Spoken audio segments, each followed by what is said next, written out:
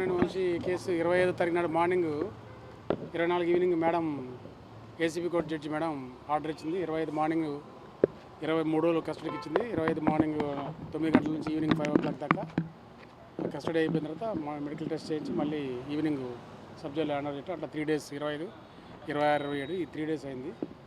ఈ 3 daysలో కూడా కేసు గురించి మన సత్యవర్ధన్ ముదునూరు సత్యవర్ధన్ని గన్నవరం టీడీపీ పార్టీ ఆఫీస్ని పగలగొట్టి కార్లు అద్దాల ధ్వంసం చేసి అతని కులం పేరుతో తిట్టి చేసిన ఆ కేసులో ఇతను సత్యవర్ధన్ కంప్లైంట్ అయి ఉన్నాడు. ఆ కంప్లైంట్ని బలవంతంగా కిడ్నాప్ చేసి వల్లభనేని వంశీ ఇతర కొమ్మ కోట్లు భీమవరపు రామకృష్ణ ప్రసాద్ తర్వాత గంట వీర్రాజు, అదేవిధంగా తేలప్రోలు రాము, నెక్స్ట్ ఇంకా కొంతమంది గంటా వీర్రాజు, తర్వాత వెల్లేని వీర రామకృష్ణ ప్రసాద్, వేణు, వంశీ వీళ్ళంతా కలిసి ఒక వల్లభనేని వంశీ ప్రోద్బలంతో నాయకత్వంతో ఆయన ఒక ఉత్తర్వుల మేరకు ఆర్డర్స్ తోటి వీళ్ళంతా కలిసి ఒక గ్రూప్గా ఏర్పడి ఇతన్ని బలవంతంగా 9వ తారీఖు నాడు తీసుకెళ్ళి హనుమాన్ జంక్షన్ తీసుకెళ్ళి అతనితో కాగితం రాయించి దాని తర్వాత మళ్ళీ నెక్స్ట్ 10వ తారీఖు నాడు కోర్టుకు తీసుకొచ్చి కోర్టు ముందు కారులో కూర్చోబెట్టి అదంతా కోర్టు పిలిచినప్పుడు కోర్టులోకి వెళ్ళి అతనితో కాగితం ఇప్పించేసి ఇతిరా చేసుకున్నట్టు బలవంతంగా ఇతిరా చేయించి దాంతో అట్లా కాకుండా మళ్ళీ అక్కడి నుంచి కూడా కారులో మళ్ళీ కొంతమంది అనుచరులతోటి హైదరాబాద్కి కరెక్టా AP party BG 5005 black colour కారులో హైదరాబాద్ తీసుకెళ్ళి హైదరాబాద్లో భూజా అపార్ట్మెంట్లో వల్లభనేని వంశీ ఇంటికి తీసుకెళ్ళి ఆ రోజు నైటు వల్లభనేని వంశీ నైటు కిందకు వచ్చి ఇతన్ని పైకి తీసుకెళ్ళి ఆ నైట్ ఆ ఇంట్లో పడుకోబెట్టుకొని తెల్లారి పొద్దున మళ్ళీ మార్నింగ్ 9 గంటల సుమారు 9 గంటల టైంలో మళ్ళీ అదే కారులో భూజా నుంచి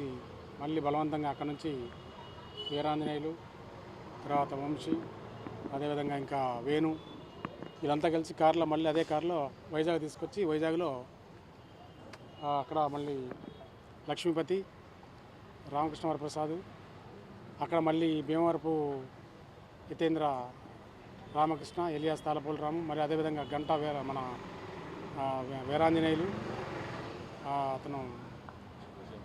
వీరాంజనేయులు ఇంకా కొంతమంది కలిసి మళ్ళీ అక్కడ కూడా ఒక హోటల్లో బంధించి ఆ నుంచి మళ్ళీ ఒక అపార్ట్మెంట్లో చేపురోలు శ్రీనివాస్ అని ఒక అపార్ట్మెంట్లో వాడి ఇంట్లో పెట్టిన తర్వాత అక్కడ నుంచి మనం తీసుకురావడం జరిగింది. దానిలో భాగంగా వీళ్ళందరినీ కూడా అరెస్ట్ చేయడం, కొంతమందిని అరెస్ట్ చేయడం A7, A1, A8, అదేవిధంగా A4, A10 అరెస్ట్ చేయడం జరిగింది. దాంట్లో భాగంగా వీళ్ళని పోలీస్ కస్టడీ తీసుకుని 3 రోజుల నుంచి పోలీస్ కస్టడీ విచారించి వాళ్ళు ఇవన్నీ సీసీ ఫుటేజ్లు ఇవన్నీ ఉన్నాయి కాబట్టి వాళ్ళు ఏం చెప్పడానికి ఈ ఆస్కారం లేకుండా కొన్ని విషయాలు కొన్ని సీసీ ఫుటేజ్లు ఉన్నవి ఇవన్నీ ఏమీ అబద్ధం ఆడటానికి ఛాన్స్ లేదు కాబట్టి వాటిని వెళ్ళాను వచ్చాను మా ఇంటికి వచ్చాడు మేమేం కిడ్నాప్ చేయలేదని చెప్పడం జరిగింది. ఆ రోజు నైట్ నా దగ్గర పడుకున్నా అని చెప్పాడు. మా ఇంట్లోనే పడుకున్నానని తెల్లారి పొద్దున కూడా వెళ్ళాడని చెప్పాడు. ఆ కార్లో తీసుకెళ్ళింది, కార్లో వచ్చింది అతను కూడా చెప్పాడు. వైజాగ్ వెళ్ళింది, అదంతా కూడా క్లియర్ కట్ మనకి అంత ఎవిడెన్స్ డాక్యుమెంటరీ ఎవిడెన్స్ ఉంది. ప్లస్ సీసీ ఫుటేజ్లో మన హైవే మీద కార్లు క్రాస్ అయినాయి, చెక్ పోస్టుల దగ్గర టోల్ గేట్ దగ్గర చెక్ పోస్ట్ దగ్గర క్రాస్ అయినట్టుంది. అదేవిధంగా హోటల్లో కానీ వైజాగ్ ఇంట్లో కానీ అదేవిధంగా భూజా గేట్లో గేట్ పాస్ దగ్గర కానీ ఇవన్నీ కూడా సీసీ ఫుటేజ్లు కలెక్ట్ చేయడం జరిగింది. అదేవిధంగా కొన్ని డాక్యుమెంటరీలు వీళ్ళందరూ కూడా ఎక్కి ఎవరెవరు వైజాగ్ నుంచి హైదరాబాద్ నుంచి వైజాగ్ తీసుకుంది, వైజాగ్ నుంచి మళ్ళీ విజయవాడ నుంచి వైజాగ్ తీసుకుంది, వైజాగ్ నుంచి హైదరాబాద్ నుంచి వైజాగ్ అట్లా ఎవరెవరు తీసుకుని ఎవరెవరు ఎక్కడ ఏ పాత్ర ఎంత అనేది కూడా క్లియర్ కట్గా దాంట్లో రావడం జరిగింది. ఇంకా దీంట్లో కొంతమందిని మళ్ళీ దీంట్లో అంత కంప్లీట్ కాలేదు. ఫర్దర్గా మళ్ళీ ఆలోచన చేసి మళ్ళీ పోలీస్ కస్టడీ తీసుకోవడానికి ఏమైనా అవకాశం ఉందని కనుక్కొని చూసి దాన్ని బట్టి మళ్ళీ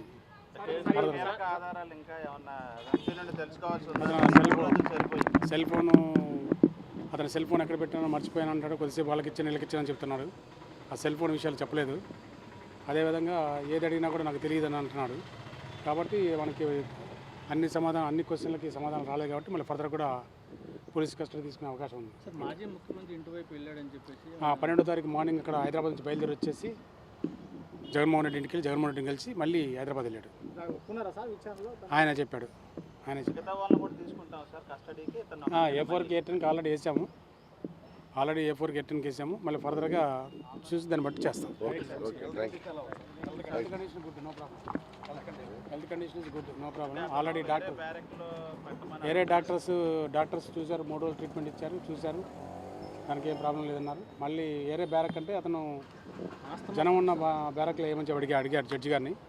అతను జైలు అథారిటీస్ వాళ్ళ యొక్క సెక్యూరిటీని బట్టి, వాళ్ళ సిస్టమ్ని బట్టి వాళ్ళు ఒక సింగిల్ సాలిటరీ సెల్లో వేశారు.